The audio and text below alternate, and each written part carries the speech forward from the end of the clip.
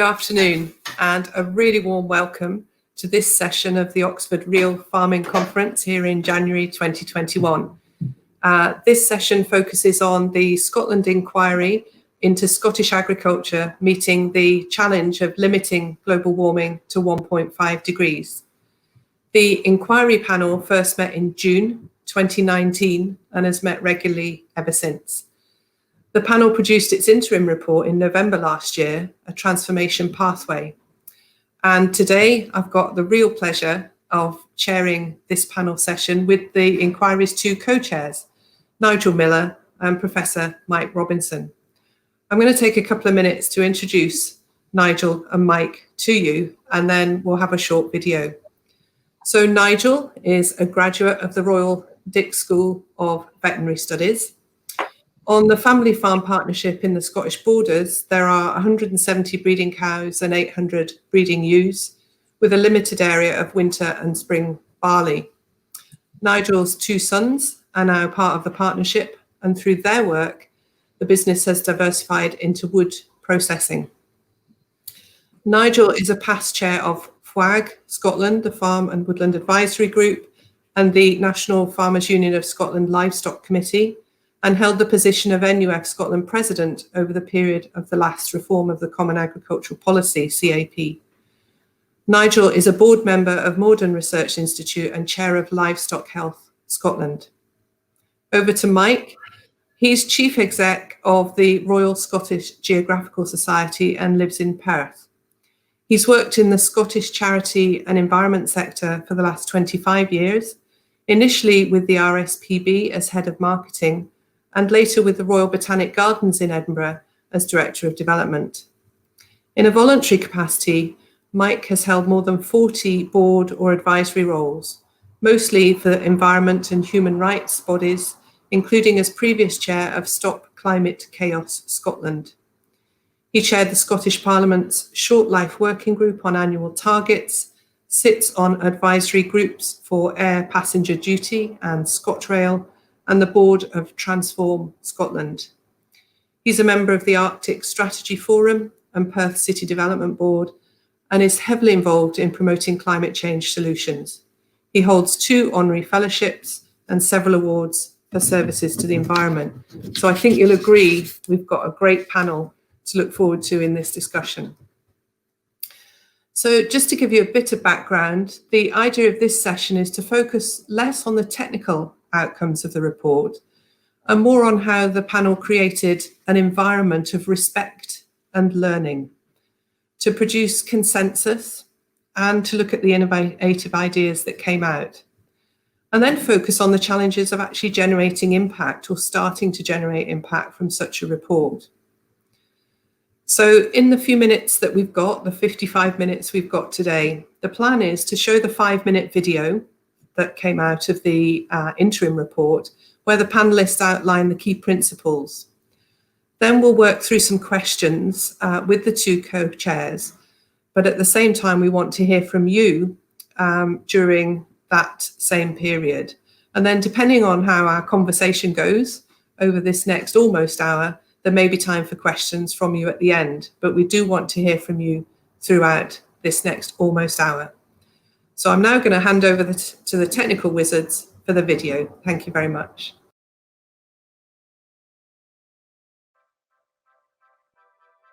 Hello, my name is Mike Robinson. I'm the Chief Executive of the Royal Scottish Geographical Society and co-chair of the Farming 1.5 degrees C inquiry.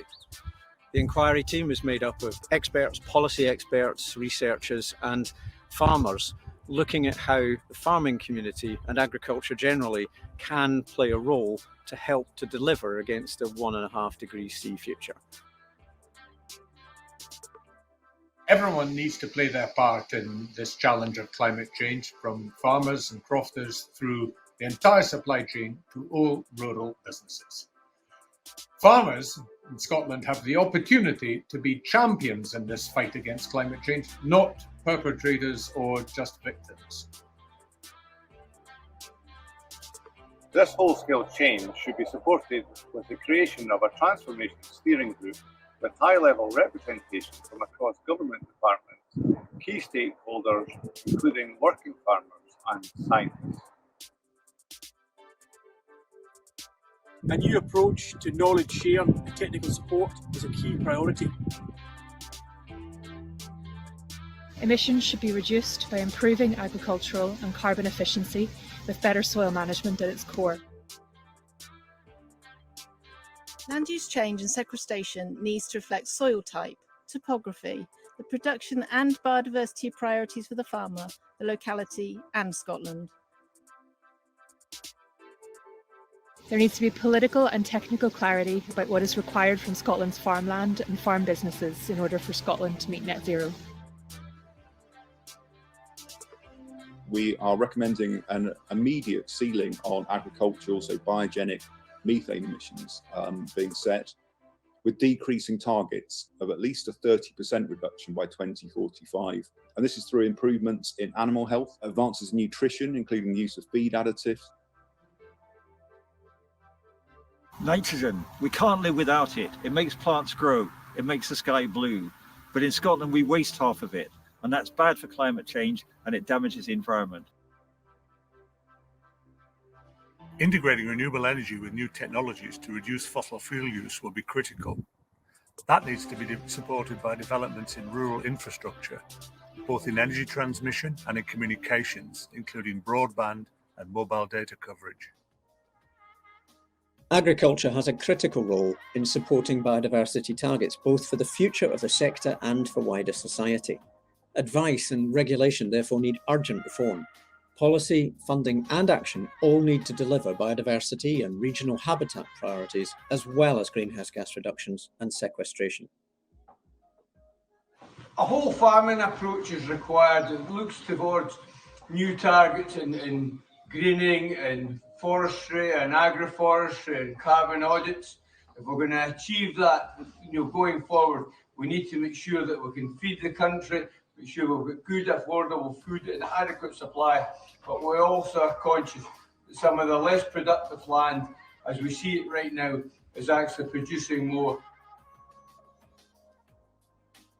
The change pathway should provide positive system options for all farmers, crofters and land managers, and safeguard rural communities and the rural economy. Innovative approaches to multifunctional land use will be required that can deliver multiple benefits to land managers as well as to society. For example, agroforestry can add value to production and sequester carbon, as well as deliver wider environmental benefits such as biodiversity and flood management. Identifying and enthusing industry leaders, influencers and innovators, coupled with a communication strategy to reach all farmers, will speed up change. We need adoption, practical demonstrations and pilots established as soon as possible to test and explore each of these key principles. These targets are challenging but necessary, and it is essential the industry responds positively, not just for the future for sustainable agriculture, but for all of our futures. As an industry, we need to be ambitious in meeting the net zero milestones. I guess that many of our forefathers strove to leave the land, the soil, their flocks and herds in a better place for the next generation. And I have no doubt that our generation of farmers and landowners can do exactly the same thing and leave a low carbon economy for our children. We hope these inquiry findings will help set out how this critical sector can thrive and develop and help build the sustainable future we all want and need.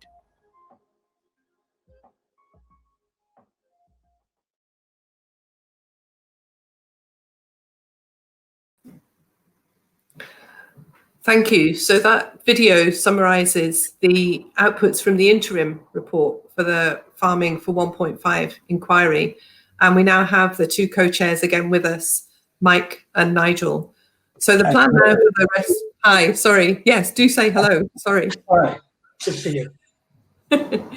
So the plan for the rest of this session is for me to discuss with Mike and with yourselves about this inquiry. So we are looking forward to your questions. We have one question already, which is great, and we'll come to that in a moment. Using my chair's prerogative, as I think it's called, I want to ask Mike and Nigel first to reflect on the process of bringing everyone together. We've had the outline there of the 15 principles or recommendations, and clearly to get to that point over many months, there are a number of issues that you could see as complex, contentious, and I was wondering how you as co-chairs were able to draw those together through field visits, through discussions, through experts presenting with evidence. How did you generate consensus, and how was this different from other panels that you've been involved with? So over to you both.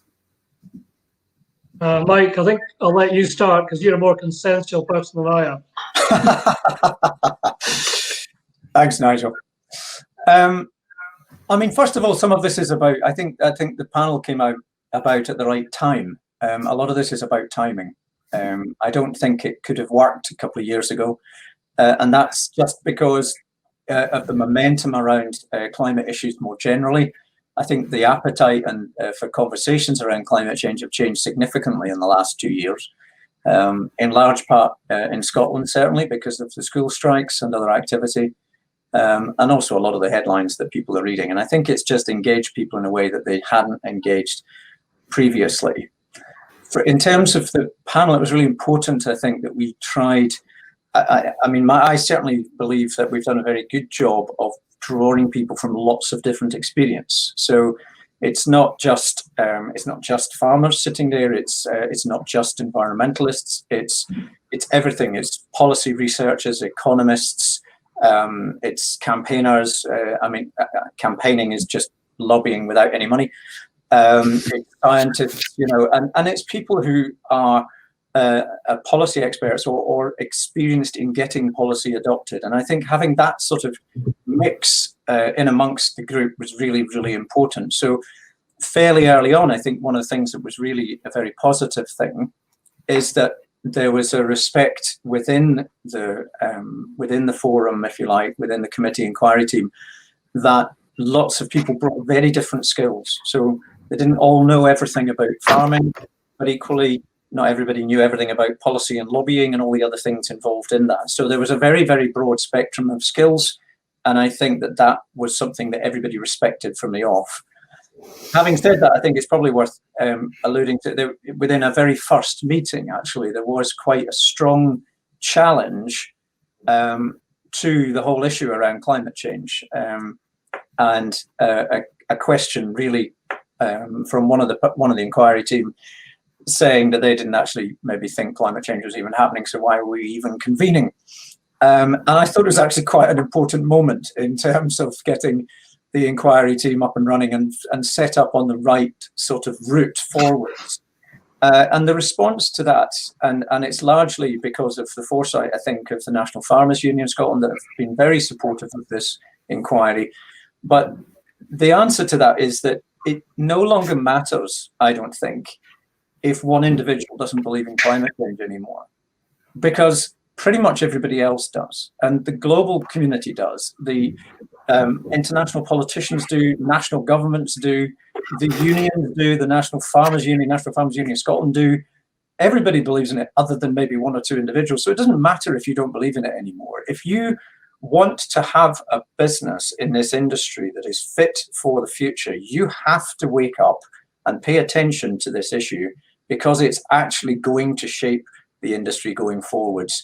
And it either shapes it accidentally as a consequence because things happen and you have to react. But my point with this inquiry team, because of the expertise we managed to gather around the table, was that this was an opportunity to influence and shape that change. And I think that was really important to get it onto that sort of positive framing from the off. Mm-hmm. Thanks, Mike. So timing, expertise. Okay, Nigel, what are your views as co-chair? Yeah, I think Mike's probably covered it pretty well. I think that diverse group of people brought a whole range of expertise to the table was pretty important. I think it was also pretty important that nobody had a fixed agenda at the start of this. And the actual process that we went through was about taking evidence. And we were all at the table to take that evidence and to understand it. And the opinions and the views of the group and the outcomes from the group evidence-based. And I think that when you've got a range of views, a range of expertise, and you've got a really powerful range of experts that are providing evidence, you have a pretty solid foundation for not only making progress and identifying key action areas or key action points, but I think you've also got some basis for consensus, and that you're all on that same journey. You're all exploring the evidence base, and those diverse expertise or academic knowledge allowed us to actually drill down into that evidence pretty thoroughly and explore the weaknesses and strengths that were going to emerge from any action or pathway. So I think the actual structure of the inquiry was actually quite important in holding people together and actually building common views. The people that were involved were fantastic, and were a really quite exciting team to be amongst. It made it a really important but also interesting journey, I think, for us all. So just a sub question, and the questions are now coming in, so I won't hold the floor much longer. How did your personal journeys change? You've introduced that concept of journey, Nigel. As co-chairs, has your thinking changed from when it started in June 2019 to the interim report in November last year? Has your thinking changed as this new evidence has come in, as the farm visits happened, as you were presented with this evidence from experts, as the debates happened?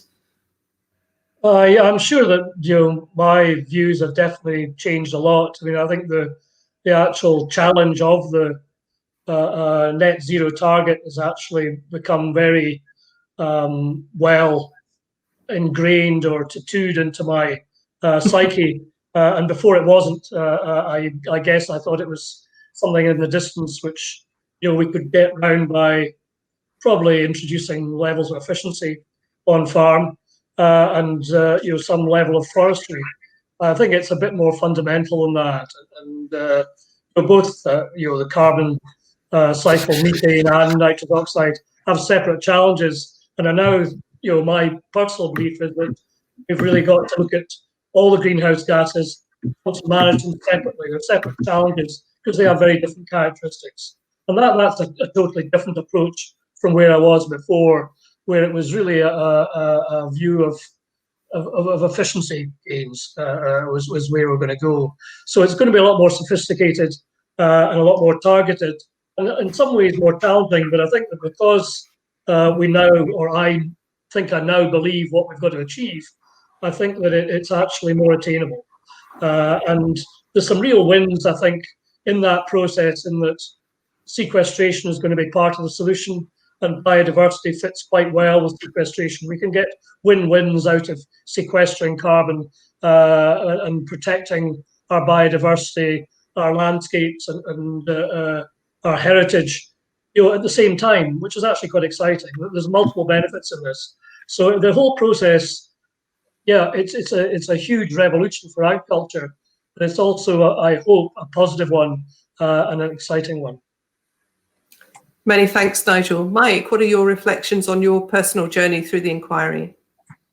Perhaps not surprisingly, in terms of the sort of climate side of things, that's probably reinforced more of what I thought I knew previously. My learning has been more in terms of the practical delivery on the ground. And I think, I guess the one thing I've taken from it, or one of many things I've taken from it, is that I think if you do tackle something positively in terms of what, there was never a suggestion that this is an optional future. This was always very clear that this is a requirement, that this is necessary for a variety of reasons. What's the best route to get there? And that framing was really important in terms of the conversation. Yes, we took a large amount of scientific evidence from an awful lot of different sources, which meant in a way that we were sort of learning together. I think it was really important that it was a sort of safe space as well. There wasn't, sometimes in these debates around climate change particularly, an awful lot of energy is wasted on who to blame rather than what to do. And I think in a way that was actually really important, that we were focused on positively what actually could be changed, what was the, and to some extent, I guess for me, what we were also testing was where's the appetite for things to happen quickly. I've been involved in climate change for 20 odd years, and so I have underlying what I like to think is a passive day-to-day persona, is a deep frustration that we haven't got on with it. And but actually what was really interesting was to recognize that there are several areas where people are quite happy to get on with it. It's just that, you know, there's a variety of obstacles in the way. And I think, and also we often end up with discussions in this area which end up being far too black and white. They're far too single issue. You know, I've been involved in this long enough to know there are no silver bullets as such. There are good, better things and worse things, and there are some things that aren't great at all. But the reality is that you've got lots of options open to you, and you've got to look at the whole suite of options in order to help move the right things forward at the right pace, and also to make things happen quickly.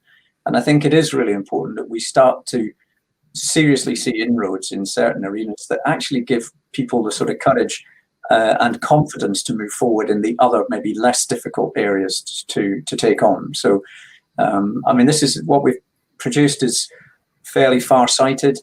Of course, it was impacted by the immediacy of Brexit, which I'm sure many people will have heard about. And that has rather sort of, you know, pushed it a little bit further into the distance. But in a way, I think that's worked in its favour. What we have here is a report that will probably kick in properly in 2023-24. But actually what that allows is we've got some immediate steps, and it gives us preparation time as well to move this forwards and create the right framework and the groundwork and the basic reporting and basic tests that we need to do to have it ready to roll out properly. So I think in a way that can actually be a very positive outcome.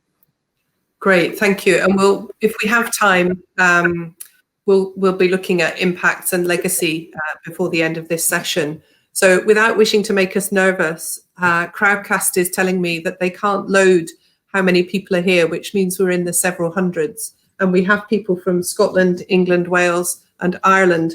And we also have people from Kentucky. So this is an international gathering we have this afternoon. So I'll go to some questions now. One of the questions states, in all that I've read about farming's carbon emissions, I've seen no reference to the growing of malting barley. Carbon emissions from the soil during ploughing, tilling and sowing, the nitrite oxide from the fertilizer amount of pesticides used. Yet it produces no food apart from the draft and straw used for animals. Is this because of the amount of money it generates for government? So this could be an example of one of the potentially seen as one of the controversial elements of agriculture. And I wonder, Nigel, if I could come to you to address this particular topic, please. Yeah, thanks, Sarah. I guess in some ways, the terms of reference gave us a bit of shelter from issues like this, in that we were very much looking at primary production and the land and rural communities rather than at diet and food policy. And you know, there was quite a debate about that at the beginning, and the reality was that that was going to be very difficult to reconcile with the group. So maybe it's a bit of a fudge that you try and avoid it. But I think there's also, you know, I suppose hard evidence that food policy is actually very difficult to deliver, and drink policy is very difficult to deliver as well. And if you look at, you know, the UK's government's focus on, you know, eating more vegetables and more fruit, you know, targets of eating 7 a day and now 14 a day, you know, dating back to, you know, 2005 and before that. In reality, since 2007, we've actually ate less vegetables and fruit per capita in this country. So even a very fundamental campaign to move us away from, I suppose, convenience foods and sugar-based foods or starch-based foods, and I suppose even red meat, towards a more vegetable diet, it failed. Despite a real focus of government and our public health bodies. So delivering change is very difficult. And I suppose so that spins over to whiskey or beer. Stopping people drinking is going to be pretty difficult. And the reality is that if you look at Scotland, its economy, or its agricultural economy, has two major pillars, really, or maybe three pillars. One is beef, which a lot of people think is the work of Satan because of the amount of methane it produces. Secondly is malting barley, and whiskey is our biggest export, so it's a big part of our economy, which again a lot of people would think is not a positive thing to be basing your economy on. And the third is probably seed potatoes, and Brexit's just closed down our routes for exporting seed potatoes. So those are three pretty big parts of Scotland's agricultural economy. So in a way, we fudged it. We didn't look at these. What we have done is meet the issues about growing spring barley year after year on fields head on. And there's recommendations there that all farms have got to actually contribute to this. So there will be rotations. There will be 10% of the area will be devoted to some form of delivering biodiversity. And there will be controls on how they use nitrogen and how they apply it and how they assess the soil for prior to application. So our malting barley producers will have significant changes, significant challenges ahead, and our farm structures will change.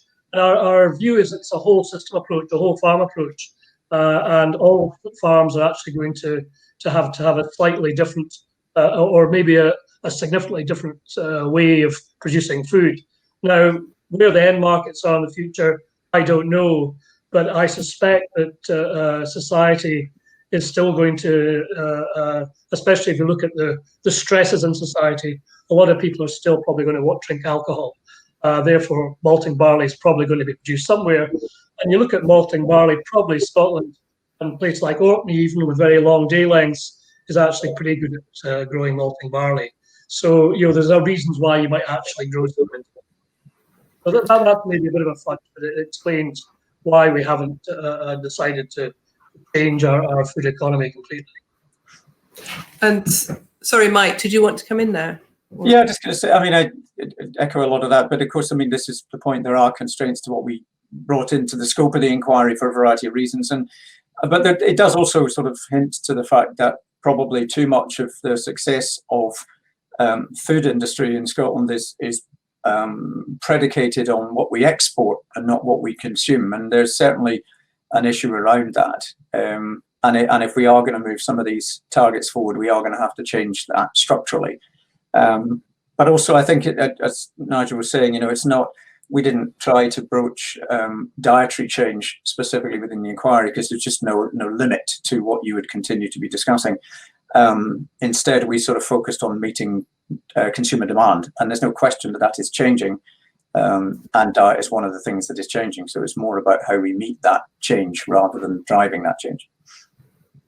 Thank you. Coming back to the systems approach that you were talking about there, Nigel, there's a question here about the biodiversity and carbon sequestration benefits of rotational grazing, including tall grass regenerative grazing. And there's a query as to whether that made it into the detail of the report. Obviously, the video couldn't cover the detail. Yeah, in the actual interim report, there isn't an awful lot of detail on these actual systems. There is a focus on multifunctional land use, and I think those sort of regenerative practices fall into that. But what we're hoping to do in the final report is actually have case studies which would actually look at exactly that area, but also look at other forms of multifunctional land use which deliver biodiversity benefits, produce some food, but also sequester carbon. And agroforestry is obviously one, but even if you look at open grazed scrub, if you look at some of our acid grasslands, these actually are quite biodiverse. I suppose underpin some key species in Scotland, and also I guess, sequester carbon. If you look at some of the carbon profiles of asset grasslands and moorland in Scotland, they actually perform better than forestry does on that sort of land, certainly for the first 20 years. And if you're on a reasonably fast cycle forestry, they certainly are probably more effective or create a more stable carbon sink than forestry does. So I think it's about focusing the correct land management in the correct areas, and that is looking at soil type, but also looking at the existing vegetation habitat that's there. And soil carbons obviously vary pretty significantly over farmed areas, and some of the long-term grazings have over 8% carbon. So these are areas that you've really got to be quite careful with. Mm-hmm. Another query about what might be missing from the report is around biogenic methane. We're emphasising biogenic methane and not the more damaging nitrous oxide. And the person asking the question says that this might come across as quite imbalanced on what they perceive to be a crucial issue. Again, this draws out, the different views on what might be seen as contentious, controversial subjects. And I wonder what your views are as co-chairs on that one.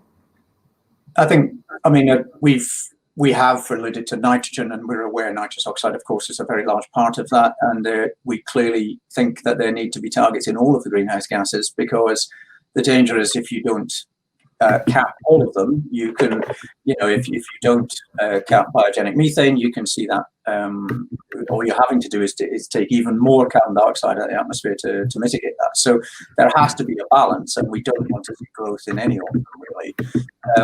So now, yes, we're aware nitrogen is a very serious issue. There's a vast amount of waste in the use of nitrogen in farming, and we need to try to mitigate that. There are already some moves in Scotland. There is now a nitrogen balance sheet that was part of the 2019 Climate Act. So there is a focus on that. And in fact, we do have a nitrogen expert on the panel. So I can assure you it's not something we'll be ignoring going forwards. But it's probably important, again, to say that this is an interim report, and some of that detail will become much more obvious when we produce the full report during this year.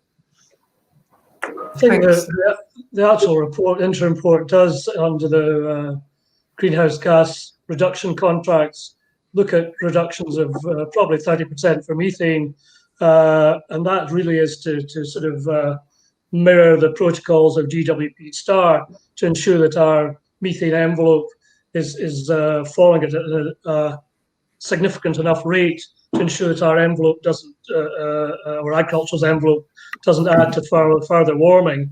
And it was a priority to actually get there and get that down in print at this stage, because it's a big part of Scottish agriculture.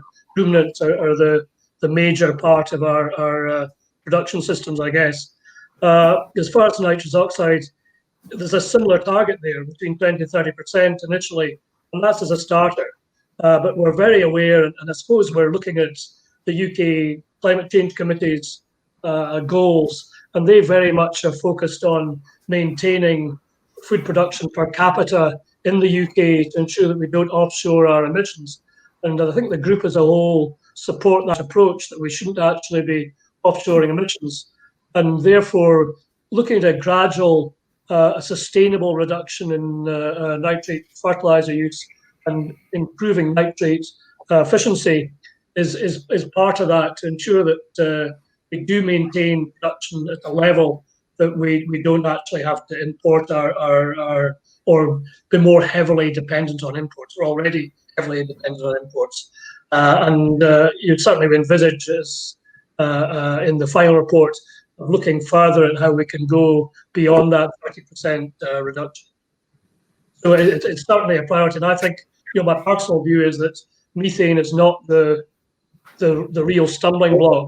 The real big challenge is nitrous oxide, and with its multiplier of 298, it's a pretty frightening gas. So we've got to actually find ways of underpinning production, and some of it is going to be technical fixes or technology to actually get our nitrogen use efficiency right up there. But some of it also is looking at traditional practices of rotation and using nitrogen fixing bring in nutrients without an artificial product. So yeah, it's a challenging area. Thank you. Thanks, Mike and Nigel. And I know that the hundreds who are taking part in this session this afternoon will be reassured by the emphasis you're putting on the practical application of the inquiry's findings. And certainly 2 or 3 of the questions that are sitting here to be asked are focusing on what next and the so what of the inquiry. Before I actually come on to those, there is a question here about the role for crofting in this transformation and what you feel crofting can do in this particular instance that the inquiry is focusing on, and also what we can do to encourage new entrants to crofting. So two questions there that might, in your minds, be related. So I'll give you a second to think about that. Yeah, well, I suppose having started my career when I left college in the crofting counties and worked with crofters for several years, I have the utmost respect for that culture and the value it brings to these quite challenging areas. But it actually, as well as it's being culturally important, it's actually pretty important in biodiversity terms, and that it actually creates habitat mosaics and also probably in this modern world when we appreciate local food and the way food is produced, probably is probably one of our real treasures, in that it contributes to the food economy in a very specific and niche way. And certainly I would hope that the report actually supports the very diverse way that crofters operate, the very sort of probably ecological way that they farm, and also looks at how crofting townships and groups of crofters could actually come together to exploit those values and collaborate on restoration, but on renewable energy and developing local foods and local food chains. I mean, it is actually quite exciting, and I think that in modern society, if we could actually give opportunities, young people, especially with good internet connections and maybe working online in a professional sense as well, as crofting, they have a really exciting future being part of that. Thanks, Nigel. Mike, do you want to add?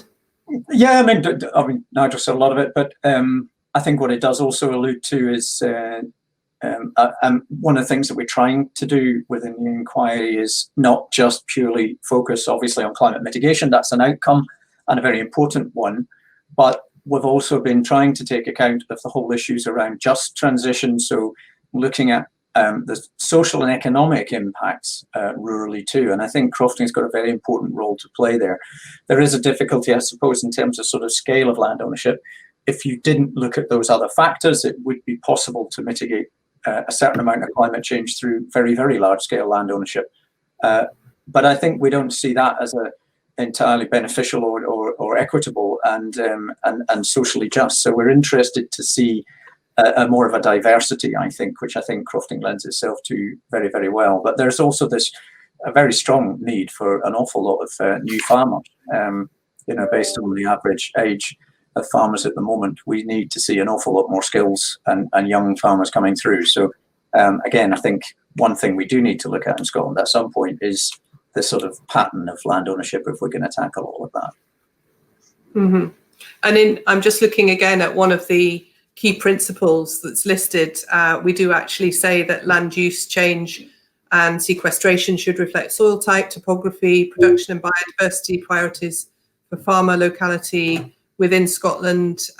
Membership must reflect the local community, including land managers, farmers and crofters, and the process must have roots in rural communities' activities and priorities. So as you both said, this is an interim report, and the scope then to explore what some of those priorities might be from crofters' perspectives and from local communities' perspectives. I think the final report, has some challenges there. And I think crofting is a really good example, but collaboration is going to be pretty important. both on sequestration and biodiversity, and possibly on local foods. And that is probably something that the final report is actually going to focus on. So further questions, excuse me, I'm just going up and down in the question side. What is required to achieve these excellent recommendations? My understanding is the recent Scottish Agriculture Act has not really touched on this. What government action is needed and which political parties support it? We probably want to remain apolitical in our response to that. So what government action is needed? And a similar point is why, from somebody's perspective, their perspective is, why is there so little support for agroecological practices from Scottish government? I don't know whether that's government or parliament, but certainly from a policy process, the perception is, why is there so little support for agroecological practices? So what's needed to have an impact in policy, and particularly around agroecological practices? What would be your perspective, having worked in this inquiry and more widely from your experience? I think the inquiry has still got a bit to go, and I would hope that we can actually see the approach of government change over the next year or so. There is a real policy melting pot just now, but it isn't helped by the fact that climate change and the inquiry actually span a whole range of areas which are in different political silos. You know, if we look at biodiversity or forestry or food and drink or agriculture or crofting or rural communities, they tend to have, different ministers tend to have responsibilities right across that range. And in reality, and renewable energy is part of that as well, in reality they've got to be looked at as a whole. And if you're looking at agroecology or ecology and agriculture, it falls in between those silos and therefore it gets left behind.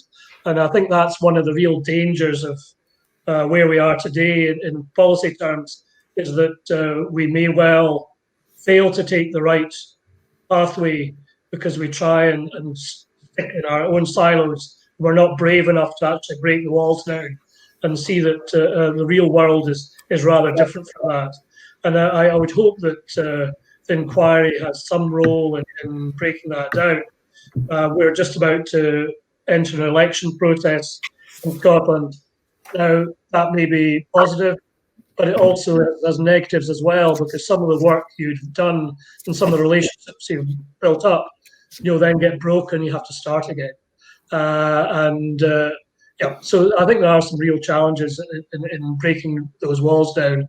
Mike's a consensus sort of guy who's good with politicians, so he'll actually tell you how he's going to actually do that. But I'm quite frustrated because I've tried and I've failed. Thanks, Nigel. Yeah, if only. I think there's lots of things here, I suppose. There is a problem that we are too siloed, and I think that that's true of government as well. It's disappointing sometimes how little government talks to itself, and there is a danger in Scotland that with a climate change team, they are seen as therefore the ones responsible for climate change, where of course it's a shared responsibility across all directorates, or needs to be. And yeah, there's a frustration in the sense that the report doesn't stand alone. It's not simply a thing and we've produced a piece of paper, a document, stick it on a shelf and we'll produce a slightly more detailed one. It's part of a process. And actually we were having this conversation as an executive just last week. That of course that process doesn't finish with producing the report. There's a huge amount of work still to do. Our intention is that the final report will have asks not just of the farming community and the agricultural community and the sector, but also for other players around that, and including government, and where should support apply in order to allow some of these actions to move forward more quickly.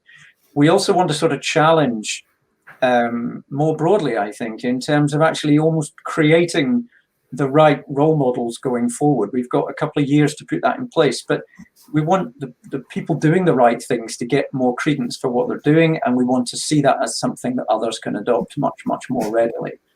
But we haven't just done a report. We've met ministers, unfortunately, ironically, to underline the point. The main minister we've been working with has actually moved portfolio. But actually, I think we've met so many of the civil servants around that, not just formally through the inquiry, but the other benefit of having a panel made up of the mixture of people that it has is that we all meet ministers in a variety of different ways and through different hats. So it's a constant process of feeding in to the political system, political process. At the moment, there's a lot of political discussion. There was people looking for manifesto commitments for the new Scottish Parliament elections that will take place in May. So there's opportunities there. There are consultations coming out all the time.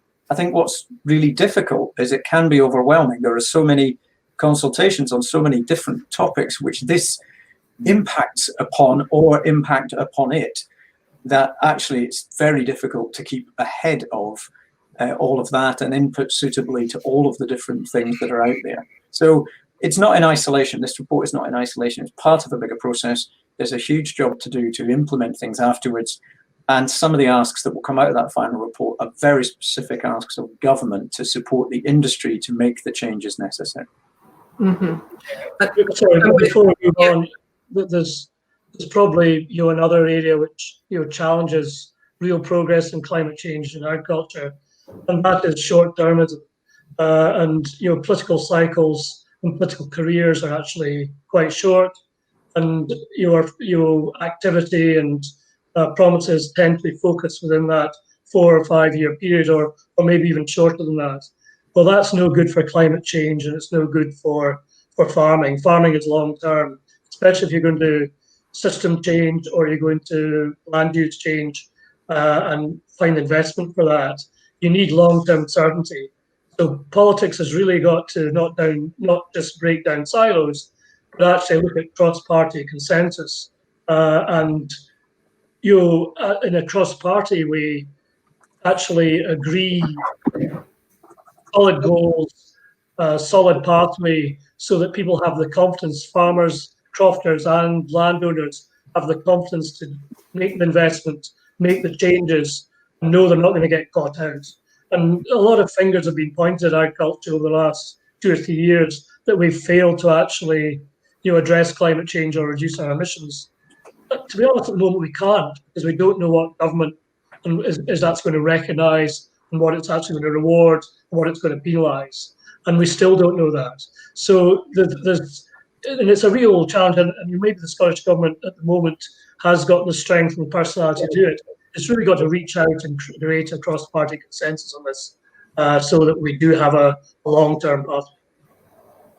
I would add to that, I agree completely. And I think one of the very big strengths actually particularly in Scotland, but actually to be arguably within the UK as a whole, is that this has been cross-party supported. The climate change commitments are cross-party support. The reason America didn't do so well is Obama tried to squeeze the Paris Agreement through a presidential decree and not run it through the Senate. And therefore, as soon as another president came on board, they simply removed themselves from it. So they didn't go through that sort of early pain in getting universal adoption.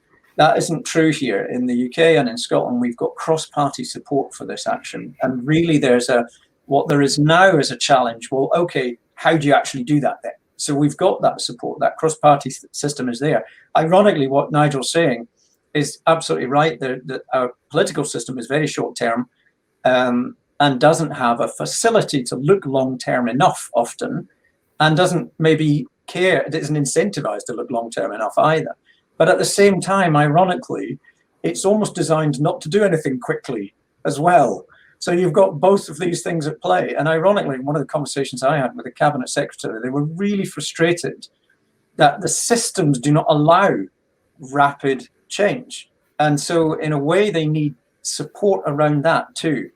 And I think one of the things that's really important is that, and this is true of climate change, but it's very true of this issue too, is that that's why it needs everybody to play a part. It needs people to be demanding change. It needs the political space to allow politicians to make some of the changes, as well as ideas and the practical issues that need to take place and also some indication of what are the barriers, what are the things that need to be put there to allow that to go forward. So you need all of that in play. So we do need everybody to have, everybody's got a role. This isn't a report we're writing to give to one person and hope that things are going to suddenly move forwards. It's almost a sort of approach that's required across many sectors and requires buy-in across many, many different groups. Thank you. And that leads us into what might be the last part of our session, which has flown by, two or three questions that are moving around the same theme. And that's moving us from this macro system level. It's still part of the system, but moving from the top level through to local. And people are talking about food for local communities. And I realise that the inquiry hasn't focused on that end of the system as much, if you like, but nonetheless, the questions are coming in. So one of the questions is that this is really important work and it's great to see it making progress. While ensuring that agriculture reduces our carbon emissions and also supports biodiversity, we can't forget the role that agriculture must play in producing healthy food for local communities. What is the panel's thoughts on reframing the export focus of Scottish agriculture in supporting reduction of carbon emissions, as well as avoiding offsetting our emissions to other countries? And similar to that, if you can hold that point in your head, somebody's written, we're surrounded by land use for alcohol, energy and export, and not real food for our communities, e.g. veg, fruit and pulses, which requires integration with local communities. What can you do through this inquiry to help farmers get there? And a question that was right at the beginning was about cheap food used to be a moral imperative. They're talking about older generations. Some might argue it still is. What do we do about harder to reach groups who still have cheap food as their priority?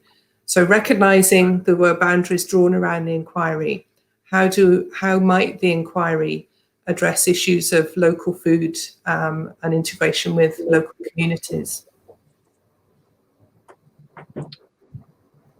I'm not sure, maybe Mike wants to look at this, but I suppose quickly I would say that in the end the market's going to actually drive this, and I totally accept that we're really poor at supplying our local areas with fruit and vegetables, and it's something we could do better at. But the reality is that the market has actually pushed down production of fruit and vegetables in Scotland and the UK as a whole over the last 10 years. And that's probably retailer pressure, either looking for low-cost contracts or looking for continuity of supply. And certainly some of the major producers now would source or have their farming operations in Europe to actually provide that continuity. So part of it is going to be eating seasonal, because that would allow more producers to actually work in that market. But I think we've also got to look at the supply chain and see whether we can deliver value back to the producer. And if we don't do that, this sort of supply chain is going to be confined to farmers' markets and farm shops in the future, or that'd be my fear, except for one or two major suppliers that may well produce in Spain as well. Mike, do you want to add? Yeah, no, I think obviously an issue is that we don't simply want to import higher carbon versions of what we could easily produce at home. It is going to require a bit of a change going forwards. I think that, ironically, there's not a lot of positive to be said about Brexit, but maybe one option is that it actually is almost going to force slightly more local production. But I think there are bigger issues at play, and as Nigel pointed out, the market is definitely one of them. That's forever been an issue. There was a lot of discussion recently. I don't know why. I was reading a history book about Perth recently, and during one of the real famines, local farm production was all exported to London, and the local populace were going hungry. So it's happened for centuries. We don't seem to have quite prioritised local production, but it's got its place. We've got to be careful, because we also want it at a particular price, and we don't want to not be able to afford it. So I do think this is an area that will grow. I think it is something that I doubt we'll touch on it very heavily within the final report, but I think it's I think it's a consequence of some of the things that we're proposing, is really how I would frame it. You know, another sort of less sexy area probably is the use of pulses and legumes. You know, if we're going to actually look at sustainable rotations on Scottish farms, we've actually got to develop those sort of crops and find smart uses for them. And they may be for human consumption, or they may be substitutes for soya, or they may be, you know, animal feeds. But you know, that's again, you know, a really important challenge for, you know, us as consumers, what we eat, but also for processors, you know, how they can use different forms of pulse yeah, to go into our food chain. And I think for you know, animal feed as well, we've got to actually move away from imported soya and look at homegrown options. And that could actually, you know, change our landscape. It also would you know, underpin, you know, more sustainable systems in our animal farms. Thank you. We have a couple of questions which we're going to keep and send in to you as co-chairs, because we need to finish on time and we won't have time to answer them fully. So we're going to make sure we record those questions and send them into you as inquiry co-chairs. My final question to you both is, what do you hope will be the legacy of this inquiry once the full report has been finished, once the impacts that you've been articulating so clearly in this hour have been seen through over the coming years? When you look back in 5 or 10 years, or maybe longer, what do you hope will be the legacy of this inquiry? I mean, very quickly, for me, probably clear signals to the farming community as to where we've got to get to, and you know, providing a pathway which does deliver not just for rural communities and food production, but also for biodiversity and landscape. So, you know, if we can actually, if Scotland can actually deliver that, that, you know, our climate change policy, that would be, you know, a fantastic win. So, and I suppose a mindset change for farmers that, you know, climate change just isn't about a carbon footprint; it's about reducing emissions, and it's slightly different. At the moment, that difference hasn't been recognised by too many people. Thanks. Mike? Yeah, I guess I think that the biggest and most positive thing about this, I hope, is that it really starts to see inroads in agricultural emissions going forwards. It's got the buy-in of the sector, and I hope we'll properly sort of reward the right actions within agriculture going forwards and support people to do the right thing. We can't achieve our climate emissions as our targets are laid out without the full engagement of the agricultural community. And by demonizing them to a degree, partly over a very single-sided, very, very one-dimensional debate around meat, we've missed this wider discussion. And I think it's really fantastic that the union and the sector are having these conversations now. And I think this hopefully will be a tipping point in the way that agriculture is viewed. And I want it to become the champion of climate change, not a victim. Thank you very much. And thank you to the Oxford Real Farming Conference for giving the opportunity for hundreds of people to join with Mike and Nigel as co-chairs of the inquiry into Farming 1.5. And I wish the inquiry all steam ahead as it goes towards its full report, and all participants of the Oxford Real Farming Conference a really enjoyable rest of conference. Many thanks to you all. Thank you. Thank you. Thank you. Thanks very much. Thanks,